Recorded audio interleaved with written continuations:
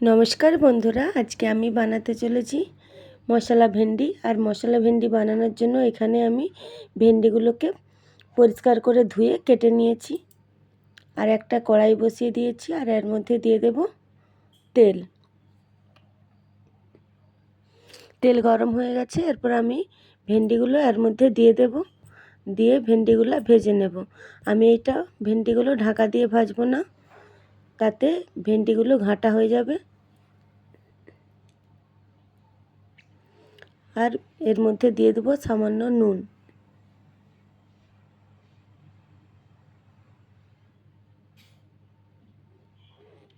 বেশি ভাজার দরকার নেই, প্রয়োজন মতন একটু ভাজলেই হবে। এই দেখুন আমার ভাজা হয়ে গেছে, এবার নামিয়ে নেব।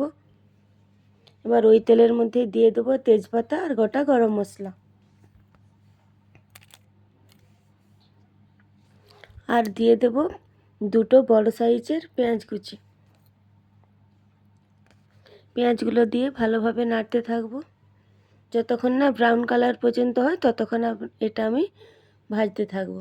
ভাজা হয়ে গেছে, এরপর দিয়ে দেব 2 চামচ আদা রসুনের পেস্ট। আদা রসুনটাও ভালো করে ভাজা হয়ে গেছে, এবার দিয়ে দেবো টমেটো পিউরি। এটা আরও 2 মিনিট আমি ভালো করে কষিয়ে নেব।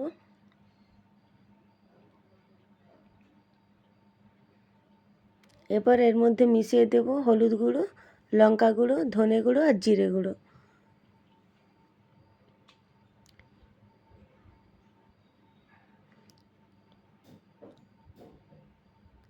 আর দিয়ে দেব ফেটানো টক দই। টক দইটা দিয়ে আমি আরও 2 মিনিট এটা নাড়তে থাকবো। যতক্ষণ না তেল ছেড়ে আসছে ততক্ষণ এটা আমি নাড়তে থাকবো। দেখুন তেল ছেড়ে এসেছে। মশলাটা আমার রেডি হয়ে গেছে। এবার এর মধ্যে দিয়ে দেব জল। আপনারা জলটা আপনাদের মশলার পরিমাণ অনুযায়ী দেবেন। আমি আমার 500 গ্রাম ভেন্ডির জন্য 1 বাটি জল দিয়েছি। দিয়ে ঢাকনা দিয়ে 2 মিনিট ফুটতে দেব। মশলা ফুটে উঠেছে, এবার দিয়ে দেবো ভেজে রাখা ভেন্ডি। ভেন্ডিগুলো দিয়ে আমি আবারও 2 মিনিট ফুটিয়ে নেব। যেহেতু ভেন্ডিগুলো ভাজা হয়ে গেছে, তখন অল্প সিদ্ধ হয়ে গেছে, আর বাকিটা এখন সিদ্ধ হয়ে যাবে। আমার মশলা ভেন্ডিটা রেডি হয়ে গেছে। এরপর ধনেপাতা কুচিয়ে ছড়িয়ে নামিয়ে নেব।